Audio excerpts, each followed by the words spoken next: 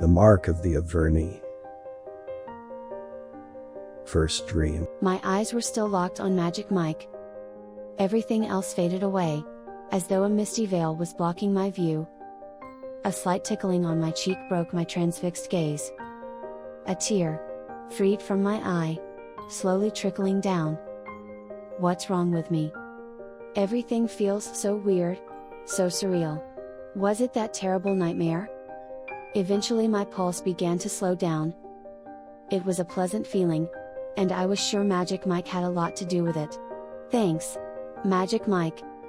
Engrossed in my thoughts, I asked myself what that strange dream meant.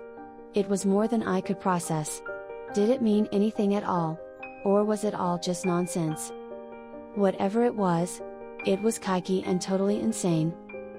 My thoughts circled around and I couldn't stop thinking about it. It scared me. I tried to calm myself down and kept telling myself it was just a dream. Jittery. Searching for proof. I rolled my sleeve up, looking to see if anything was amiss, but there was nothing out of the ordinary. No pain. It looked fine. I took a deep breath and felt assured it was indeed a dream, my mind playing tricks on me. But what I didn't know yet was that my life was about to change forever. My breathing matched the rhythm of my still racing heart. All of a sudden, I noticed that things started to go hazy. Even Magic Mike, otherwise clearly a good-looking man, looked like enveloped in a fog. An unpleasant feeling swept like a wave through my whole body. Goosebumps appeared on my skin. I broke into a sweat. My thighs burned, and my legs started shaking. Kiki? What's happening now? What on earth is wrong with me? From nowhere I felt my stomach cramp, crippled with pain. I closed my eyes, hoping it would go away, but it had the opposite effect. Everything began to spin. Anguished tears welled up in my eyes. They tickled my nose as they ran down my face. I opened my eyes and blinked the tears away. My senses hadn't lied. Everything was truly spinning around my bed, like a mini tornado. Kiki? What's the matter with me? Fear was choking me, just like in my dream. My attempts to scream for help resulted in nothing more than a whimpering sound. With difficulty, I gasped for air like a fish on dry land, hyperventilating. Instinctively I pulled my knees up against my stomach, waiting for the next cramp to hit. Not a good idea. The pressure pushed bile up into my gullet. It burned horribly. Aware that I was about to throw up, I ignored the cramps and left off the bed, lurching towards the bathroom. Every step burned as if I was walking on scorching hot coals. Despite the bathroom being only a few feet away, the effort took every last bit of energy I had. You're almost there, I told myself. If there's one thing I know how, it's how to achieve my goals. As I finally reached the door, I struggled to desperately keep the contents of my stomach from spewing all over the bathroom floor.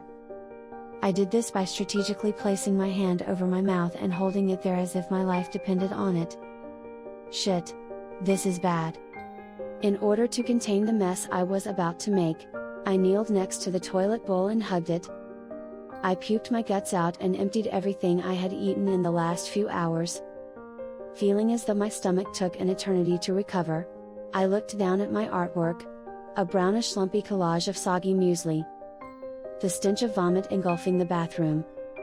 Just as I started to feel better, I heard someone pound on the door. Claire. It's Claire at the door. It can only be Claire.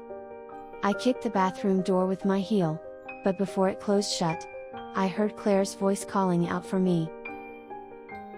Sophie, are you in there? Why now? I forced myself up on my feet and tried to lock the door. But I couldn't. I didn't have enough strength to turn the key. Pushing my weight against the door to keep it shut, Claire became suspicious. Sophie, is something wrong? Do you need help? If she only knew, I thought to myself and cleared my throat, trying to alleviate the burning caused by stomach acid. Coughing and wheezing, I forced my voice to sound normal. Everything's okay, Claire. I just got really sick, that's all. Otherwise I'm fine. Just give me 10 minutes and I'll come find you. Okay, but this isn't the first time, Sophie. Is there anything I should know about? You're not. First I have a nightmare I don't understand, then I puke my guts out, and then my BFF comes up with a completely apocalyptic explanation for the whole situation. What's going on today? Has the whole world gone crazy? There hasn't been an immaculate conception since the Virgin Mary. And bees don't have anything to do with human procreation either. I can absolutely and definitively rule out pregnancy. Ridiculous. Typical Claire. Preoccupied with my chaotic thoughts, I collected copious amounts of toilet paper and proceeded to clear the path of destruction I created. Feeling unstable and weak, I struggled to turn on the tap. I watched the water move towards the drain as if drawn in by magic, disappearing into a black hole. I interrupted the flow by holding my hands under the stream of frigid water. I bent down and took a long drink. I never imagined water could taste this good, my coarse throat feeling smooth once again. The shock of cold water splashing on my face jolted me back to reality. Minutes later I brushed my teeth, and rinsed my mouth out, feeling like a normal human being again. But could I show myself to Claire in this state? Claire was the type of girl who looked as if she had been born with perfect hair and makeup. She never left the house without at least a 30-minute 3-step Claire beautification process. Her usual line was, "Sis, you look pale. Or why don't you get out and get a little sun?" This obviously meant that more work needed to be done on my appearance. I straightened up and peered into the 3-piece mirror on our simple bathroom cabinet. It was standard equipment here in the dorm. All the rooms had the same furniture and the same bathroom cabinets. Bargain basement chic, as we called it.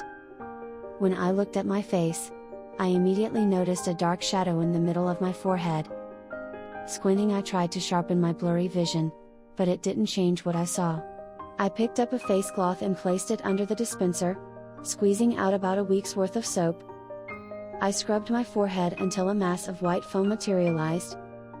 Once I rinsed my face, however, I was totally floored. The spot was still there, and even more obvious than it had been before. I looked closer, and I couldn't believe what I saw. What I saw resembled a cross. It stood out smack bang in the middle of my forehead as though someone had painted it in various shades of gray. I spat on my finger and rubbed the cross like a maniac, hurting myself in the process. One thing was clear. This wasn't dirt. And it wasn't paint I could simply wipe off. It was something else, similar to a tattoo. Shocked, I lost all strength in my legs. I staggered backwards gradually, slipping against the bathroom wall, overcome by fits of tears.